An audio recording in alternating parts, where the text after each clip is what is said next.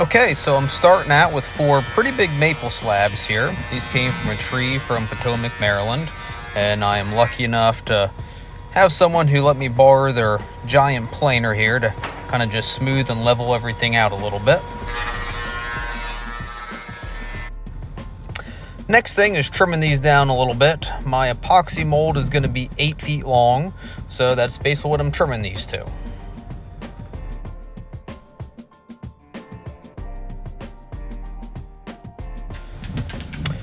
Okay, now I'm just trying to get rid of some of this bark, just using a hammer and chisel, getting off what I can, and later on I'll switch over to the hand grinder to get rid of all the other stuff. Okay, I know everything went through the planer, but sometimes that doesn't get things perfectly flat, and that's pretty important when you're doing resin. So what I'm doing now, each slab's going up on the router mill, and I'm just slowly going back and forth and getting everything perfectly flat. You only need to do one side right now, and that's the side that's going to be on the bottom of your mold. Taking a grinder to the edge, just cleaning it up a little bit, getting any last bits of that bark off. Playing a little game of Tetris here, just trying to figure out the best way to arrange these. I got the melamine board down. That's going to be the bottom of my mold for this. So I'm just trying to figure out how things work and fit best on this.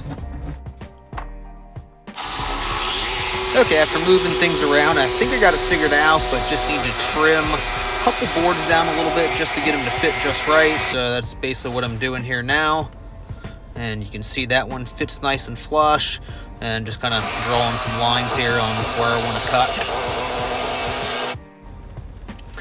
Alright, now I'm using some quick dry caulk to put on the bottom of these boards.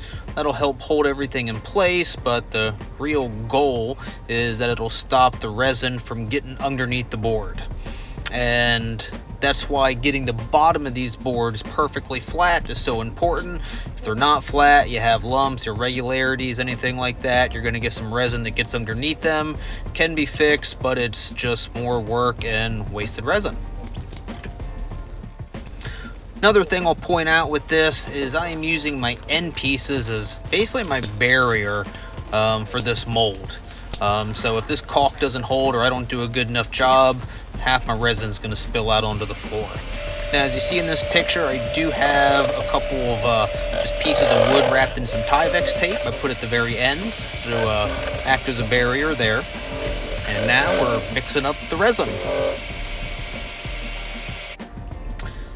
Okay, so I mixed up a total of 4 gallons of resin. I did 2 gallons of Okinawa blue, which is that lighter blue color, and then 2 gallons of blue blood. Both of those are from Eye Candy Pigments. I use this combination a lot from a lot of my other stuff. It often turns out really nice looking in the end.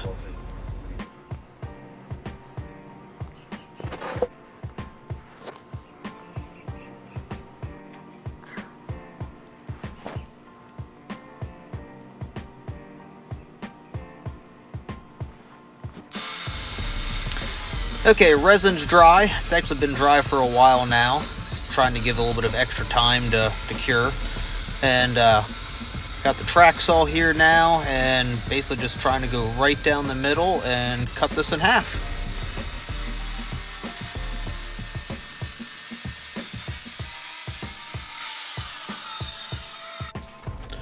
Okay, now comes the moment of truth, trying to get this thing off in the mold. I thought it would be easier to do this after cutting it in half as opposed to trying to get one giant piece off. One thing I did that I didn't mention earlier is I did spray the melamine with some mold release before I did this. And this actually came off pretty easily, just took a little bit of work. And you can see here my caulk job actually worked pretty well. Now I'm back to the router sled. If you're interested, I am using the Woodpecker's router sled with a Festool 220 router on top. Found this works really well. Anyways, this is a pretty long process. Can only do one board at a time here, and it's just slowly going back and forth, leveling one side, flipping it over, and then getting the other side took a little bit of extra work to get both pieces exactly the right thickness, since I couldn't do them at the same time. And if you've ever used one of these before or flattened a big slab, you know they make quite a mess. I do have a dust collection system, but it just doesn't really work on this particular setup where it's at in my garage, so this is what we do afterwards.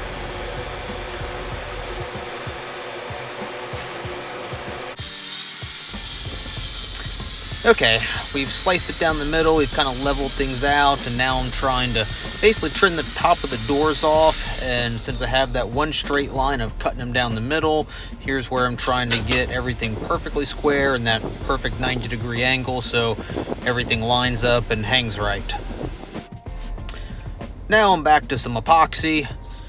Always end up having a couple little holes or cracks that it didn't get into on the first pour, and just always have to go back and do a couple touch-ups, things like that. Okay, now it comes time to get this resin off. You could put it back on the router sled and kind of level everything out again, but I really don't want to take any more material off of the doors or lose any thickness.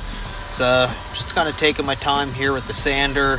This was probably at least an hour of sanding just to kind of grind that extra resin off and smooth everything out. Okay, next thing, I'm putting some steel C-channel in the back of the doors. I am putting 3 pieces on each door, top, middle, bottom, basically. I'm doing this pretty much right after I'm done sanding, putting these in place before the doors even think about wanting to move or warp or flex or anything like that.